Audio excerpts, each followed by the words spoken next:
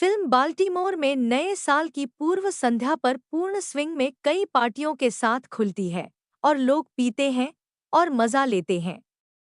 लेकिन फिर अचानक उत्सव डरावना हो जाता है जब एक रहस्यमय स्नाइपर शूटिंग शुरू करता है और दूरी से मारता है।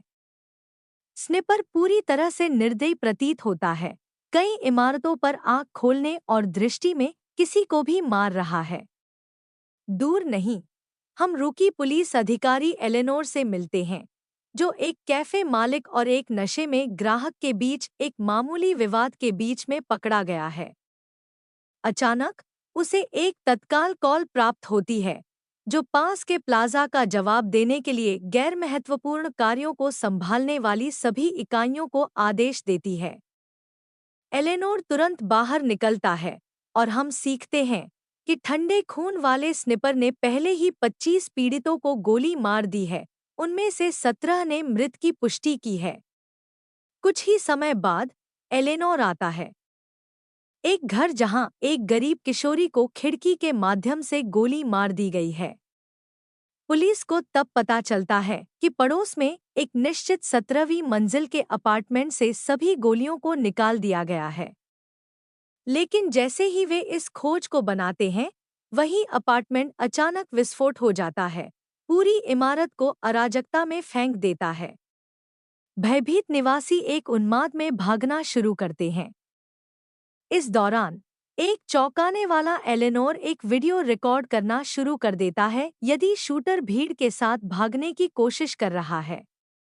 इसके बाद पुलिस और अग्निशामक धुएं से भरे भवन में जाते हैं, उनके बीच एलेनोर के साथ। वे जल्द ही विस्फोटित अपार्टमेंट में प्रवेश करते हैं और पता लगाते हैं कि वहां कोई भी नहीं मर गया। इस बीच एलेनोर सांस लेने के लिए संघर्ष करता है, धूम्रपान और संक्षेप में चेतना खो देता है। लेकिन मैक नामक एक जासूस जल्दी से उसे एक ऑक्सीजन मुखौटा देता है और उसे स्थिर होने में मदद करता है। बस तब मुख्य एफबीआई जांचकर्ता जेफरी लेमार्क आते हैं और टीम उसे सूचित करती है कि फ्लैट नॉर्वेजियन आदमी से संबंधित है जो वर्तमान में ओस्लो में है। यह पता चला है कि उसे यह जगह ऋण चुकौती के रूप में मिली और तब से इसे बेचने की कोशिश कर रहा है। दृश्य तब पुलिस स्टेशन में कटौती करता है, जहां लेमार्क टीम को उन प्रमुख बिंदुओं पर संक्षिप्त करता है जिन्हें जांच के दौरान उन्हें ध्यान में रखने की आवश्यकता होती है। हम बाद में उसे उपराज्यपाल कैप्लेटन को सुझाव देते हुए देखते हैं कि हत्यारे को भागने से रोकने के लिए सभी राजमार्ग बंद हो जाते हैं, लेकिन कैप्लेटन ने इनकार करते हुए कहा कि ऐसा करने से सार्वजनिक आतंक का कारण होगा, जो राज्यपाल की छवि के लिए बुरा होगा। बाद में हम एलेनोर और एक अन्य पुलिस को हत्यारे के बारे में बात करते हुए देखते हैं, जो लेमार्क का ध्यान आकर्षित करता है।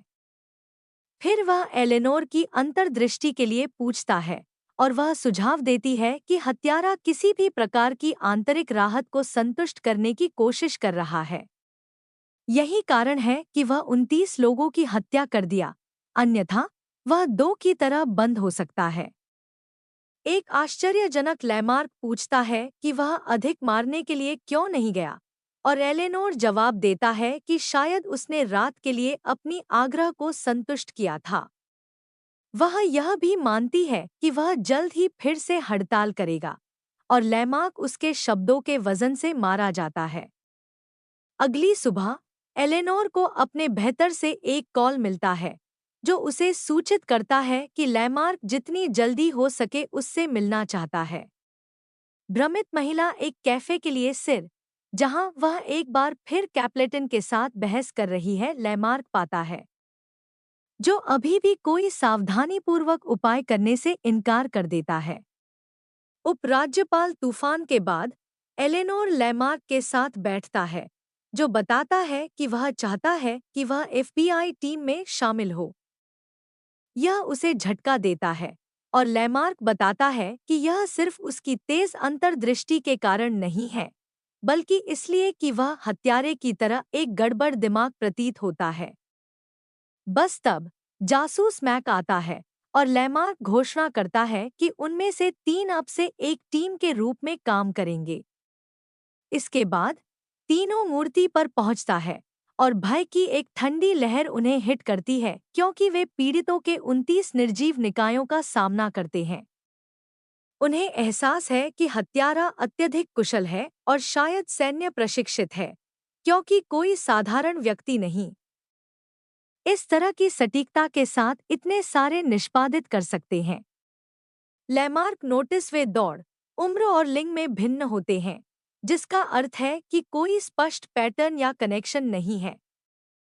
बस तब एक अधिकारी अंदर भागता है और तत्काल चौंकाने वाली खबर देता है कि पुलिस को हत्यारा मिल गया है।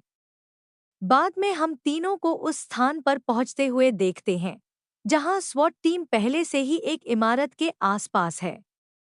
एक अन्य एफबीआई एजेंट, फ्रैंक, बताता है कि संदिग्ध एक किशोर लड़का है जो विस्फोट के ठीक ऊपर रहता है। पुलिस पूछताछ के दौरान उसने खुद को अंदर बंद कर दिया और सभी को मारने की धमकी दी।